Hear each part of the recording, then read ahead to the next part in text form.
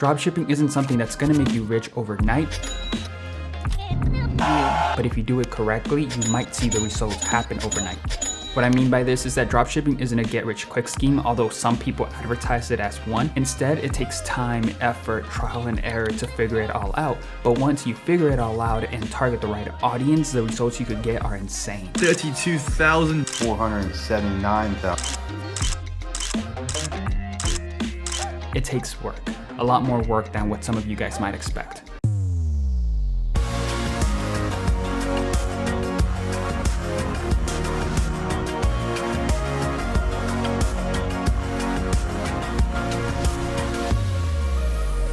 Alright guys, so this video isn't to discourage anybody, quite the opposite. I'm making this video to get you guys in the right mindset and point you in the right direction to have a successful dropshipping store. So a lot of it depends on your ability to brand and how you brand your product, how do you brand your store, how you just brand yourself. Or not yourself, but how you brand your dropshipping store. You're gonna brand yourself accordingly to each niche. For example, if you're selling to the photography niche, you're not gonna brand the same. Your store's not gonna look remotely the same as to somebody who's selling to the hiking niche. So you have to learn how to brand. And this is why I recommend that you start off with a niche that you're familiar with or something that you're into, because it just becomes a lot easier to put all these things together. It becomes a lot easier to look for products, see what's hot and what's not, because you're familiar with that niche. So the same thing applies to creating a brand. You guys are going to be a lot more knowledgeable of what does well or what performs well within a niche and brand accordingly. Your ability to test. Make sure that you're constantly testing, test different variations of the same ad, test against different age groups, different genders, just test. Nobody's gonna have the answer for you. Nobody's gonna tell you, okay, you have to run this ad and target this specific demographics for you to get results. It all depends on how you test. It depends on whether you try different things and see what works for you. Because what works for my store might not work for you until you start testing with Facebook ads. So make sure to test as extensively as possible. Test different artworks, test in different advertising platforms, different social media platforms. Just test as much as you can and always test to see what works, because you never know what's gonna skyrocket your store until you try it. So make sure you test, because only you are gonna know what's gonna work for your product. Knowing when to move on to the next product, and this kind of goes hand in hand with testing ads, because you're gonna obviously test a lot of ads, but there's gonna be a point where you're just testing too many, so you're not seeing any result and you just have to call it quits.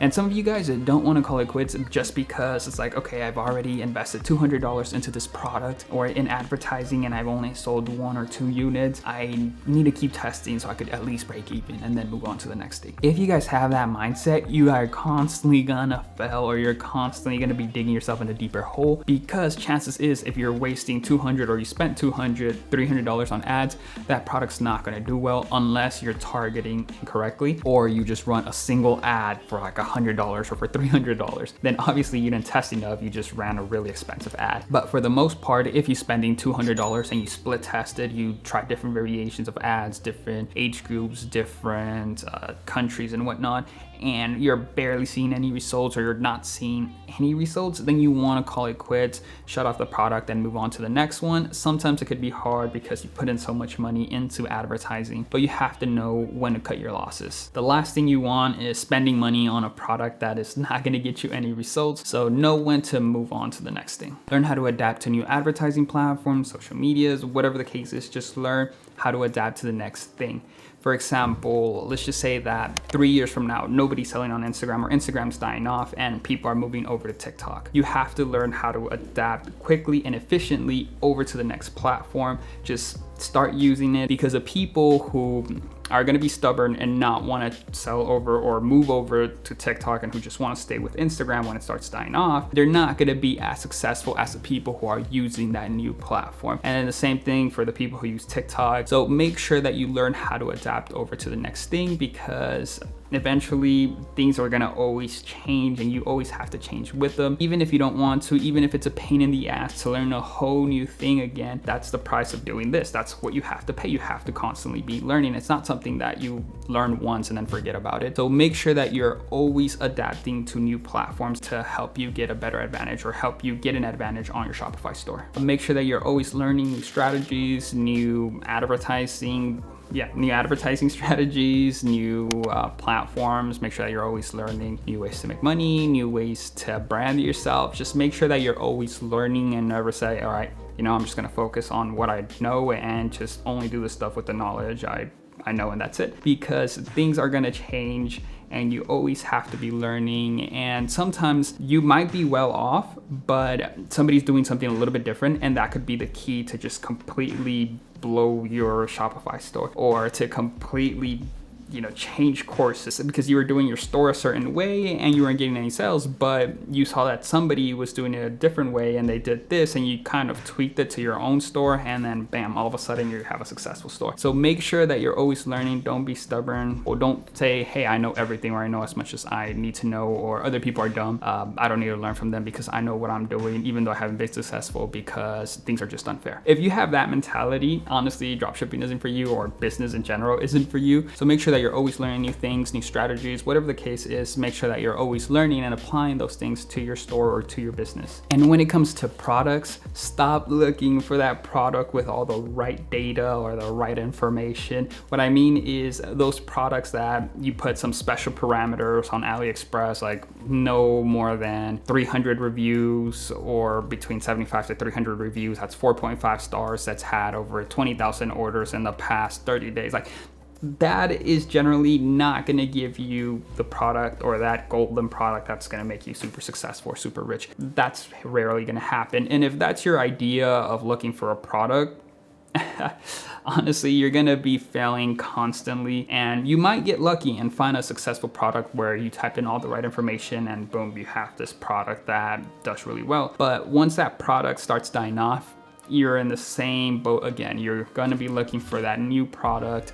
You're gonna spend a lot of time looking for that one lucky product, and most of the time you won't find it again.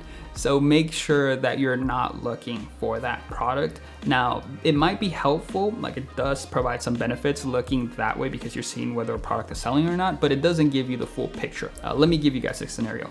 For example, let's just say that you find this product that looks just amazing. It's something that could sell well, but you're looking at the reviews and it's a 4-star and it only has 20 orders, 13 orders, but it could just be that that product hasn't been marketed to the right audience. It hasn't been known to the people that are looking for that product, and all it needs is somebody to advertise that product to the right audience for that product to blow up. So do not always rely on the numbers, and this is again why I say make sure that you're selling in a niche that you're familiar with. I cannot stress that enough, guys. Make sure that you sell to a niche that you're either interested in, familiar with, or know about, because it's easy to identify that product. If you guys were doing a product or a niche that you're not familiar with, or you're just doing it for the money, you wouldn't have known that that product was super useful or that product had potential just because of the numbers. So make sure that you're selling to a niche that you're familiar with. I cannot stress that enough. And keep in mind that since the barrier to entry for dropshipping is very low,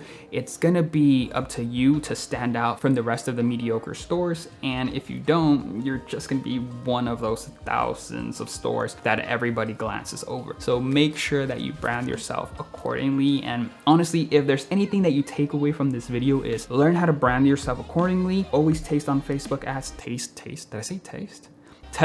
Always test on Facebook ads, and make sure that you sell to a niche that you're familiar with, because it's a lot easier to create a store when you're familiar with the niche or familiar with whatever it is that you're selling. So that pretty much does it for today's video. I just wanted to create something where I had all these little key points scattered throughout my whole YouTube channel, just in one place. So hopefully this video does just that and gets you in the right mindset to have a successful dropshipping store. So that does it for today's video, guys. Hopefully you enjoyed it, and if you did, make sure to subscribe or leave a comment down below if you had any questions, and see you guys in the next one.